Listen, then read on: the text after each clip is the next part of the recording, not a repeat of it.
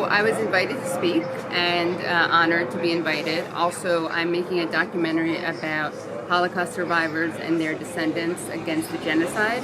And Stephen Kaposh is one of the characters we're following around. He's a survivor.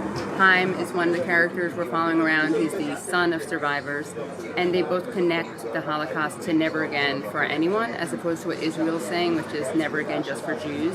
And in the name of never again, we're going to genocide other people, which is a betrayal of the legacy and the lesson of the Holocaust, which is never again for anyone. I think it's a really important moment for the world to see that there are Jews who reject Zionism, that Israel doesn't speak for all Jews, that Zionism, I would argue, obviously, is not good for Jews. I mean, primarily it harms Palestinians, but it also happens to not be good for Jews. I think that it's helpful for the pro-Palestine movement to have Jews saying that anti-Zionism is not anti-Semitism, because I think that helps destigmatize anti-Zionism. I said this on the panel, it's a bit uncomfortable because Jewish voices shouldn't be more valuable than Palestinian voices, and they're not more valuable. They do have credibility for some people that non-Jewish voices don't, and that is problematic, but I want to take it. We need to take advantage. Given that reality, we have to use our Jewish privilege to speak out in solidarity with Palestinians, and the more Jews speak out, the harder it is to perpetuate the lie that anti-Zionism is anti-Semitism.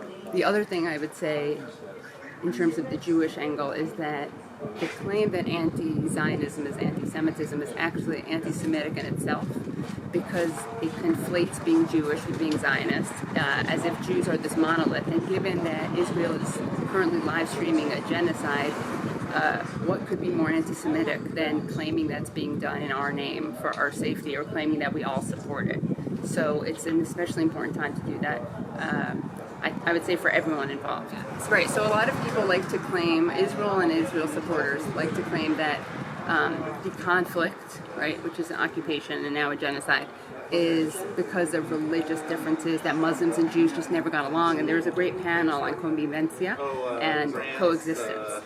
And there is a long history, rich history of coexistence of Muslims, Christians, and Jews. And of course, Palestinians are not all Muslim, but the narrative is that they are, and the narrative is that they hate the Jews because they're anti-Semites, and the narrative is that the people can't get along because of religion. Of course, that's not true at all, and this has nothing to do with religion.